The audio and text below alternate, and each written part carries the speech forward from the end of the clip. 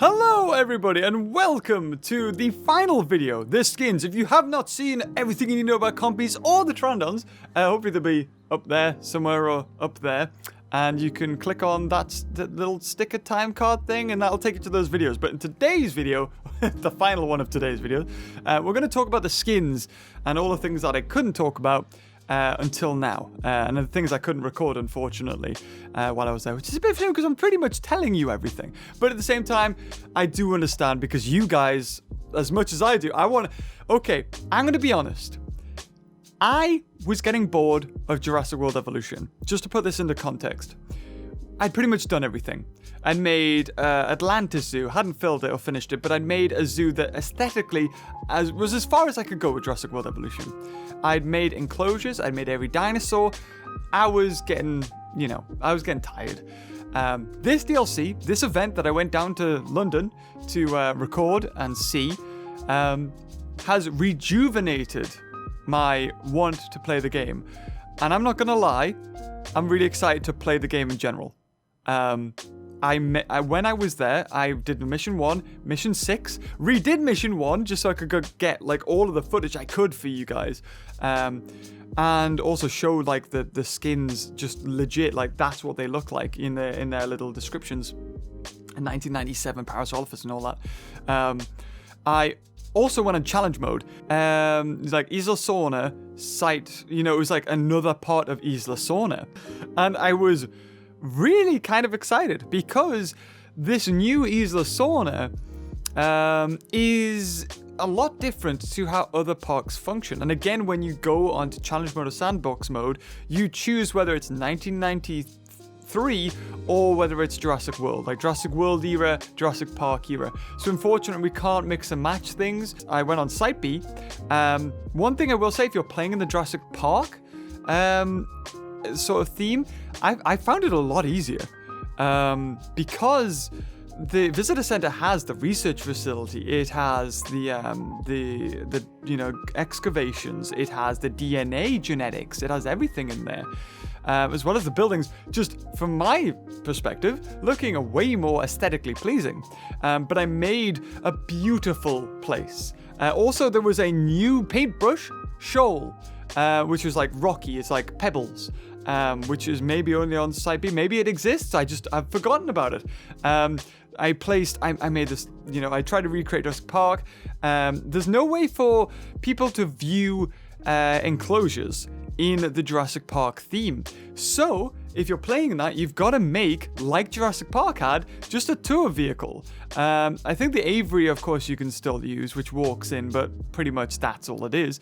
But it is the Jeeps, but I did not see any Ford Explorers or Land Cruisers, anything like that. I did make a 1993 or 1992 Jeep Wrangler, where they went round. Now maybe you can just switch and match that. Maybe that's possible.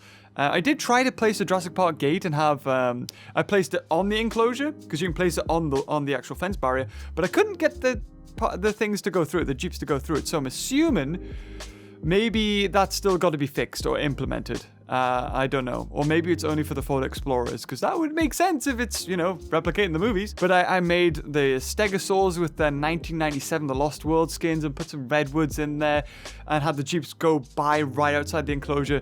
It was beautiful. I loved it. And I saved it as like, please don't delete, but I know I'm not going to ever get that again. But as soon as we get to go on challenge mode, I will recreate it exactly how I remember, or as best I can, and I knew exactly where it was. So, skins, yes. There's a lot of people thinking that certain dinosaurs were getting skins that I can say aren't getting skins. Right off the bat, Spinosaurus not getting skin.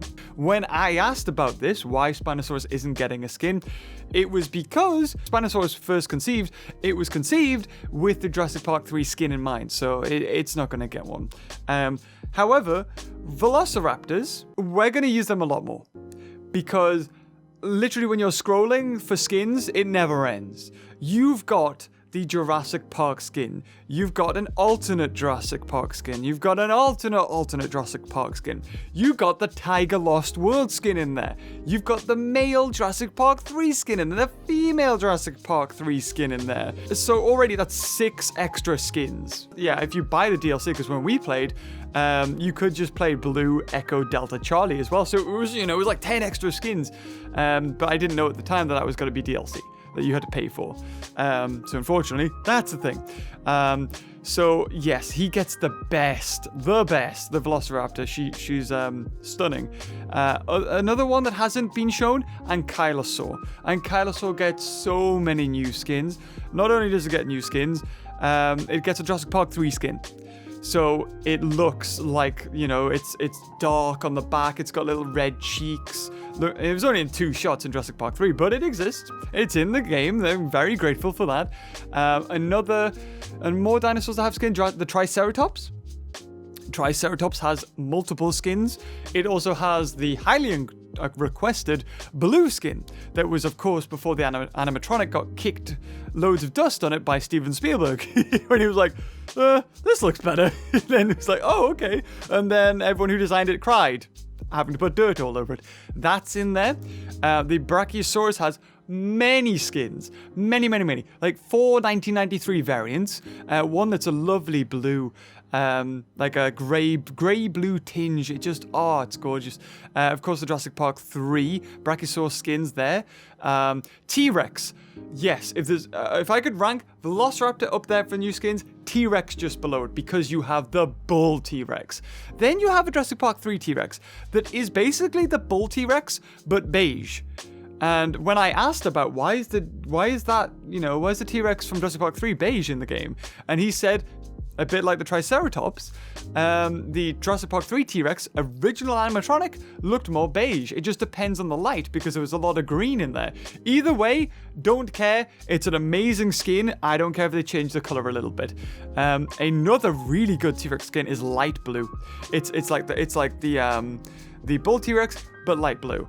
If I can, put up some photoshopped images, I'll try, but this is literally recording 12 hours before it has to go up, so I'm rushing. Any other ones that have really good skin? The compies have various skins. I've only ever seen the regular skin and then the purple skin, which I think is vivid. Triceratops, Parasaurolophus have an extra skin, but I'm not really too fussed about those ones. They're like the yellow and then the greeny variant that we've already seen before. And I think that was all the skins that I could have played around with. But really what this event allowed me to observe and even notice myself is that with just a few trees, with just lights and signs, the only problem with the signs is they can't be too close to the path, and then they can't be too close to each other. You can rotate them and they're just flipped on the other side, so if you need to if you need the sign to face like this way, it can do left and right, so you don't need to worry about it only facing left. The only problem is that the decorations can't be too close to each other.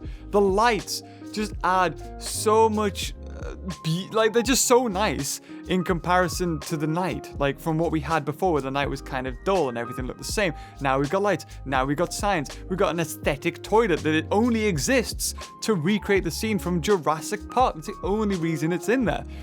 Even dinosaur signs. So on the tour, things can go by, and just like with the gyrosphere and the tour in Jurassic World Evolution at the moment, you can get inside the Jeep and you can look around. You can switch seats and all that jazz. I'm assuming that the Jungle Explorer or Ford Explorer is going to be like the tour. And it's made me hopeful for the future, because if some redwood trees, some lights, some signs, the new terrain paintbrush that I can't remember the name of, the shell or whatever it's called, if those things alone can bring in a new breath of life into the game, there's hope. Adding dinosaurs wasn't enough to keep Jurassic World Evolution interesting. We said we needed new dinosaur behavior. They added some sort of herding instinct. We said we need new buildings. They're giving us new buildings. Decorations, signs, they're there. And if we can just keep on building on top of this, it will really, really help in the long run. I can't wait to see what else gets added. Again, it unfortunately probably won't be free. That's the only downside. It will probably cost money. But if it's things that actually make the game better and not just a dinosaur or not just a skin, I'll be so happy. Like if we had a balloon tour, compies could form a pack together, and then once that happens, then they could break out, and then they could attack people. Just little things like that, or you know, they could attack a velociraptor, or they could attack smaller herbivores. Like any herbivore would be fantastic. But yeah, that's pretty much all of the skins and everything else I can think about that I was able to see when I played the game. Like I said, again, a massive shout out to Frontier for allowing me to come to the event, allowing me to capture what I did, and a massive thank you to everybody who I met there. But anyway, guys, that is it for this marathon of a Jurassic World Evolution day. Whew! It's gonna be a lot of work. I'm already anticipating being up at like 1 to 2 o'clock in the morning, maybe even 3 o'clock in the morning. Ha! Try 4 in the morning. But anyway, you don't need to know that. Anyway, guys, thank you again for all the support. And until next time, I'll see you. Oh, no, before we go, merchandise in the link in the description below, 3 times the charm. And also, 10th of December, we will be playing the campaign.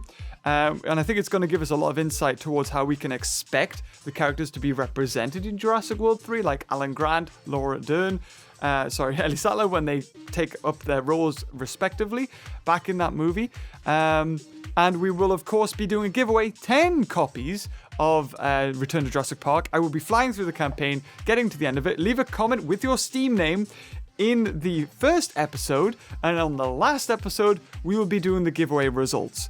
And I will add you on Steam, and once you've added me back, I will send you the code. So, should be all good. And if you've enjoyed this video, outro for the 5th time, leave a like, and until next time, I'll see you later. Bye-bye.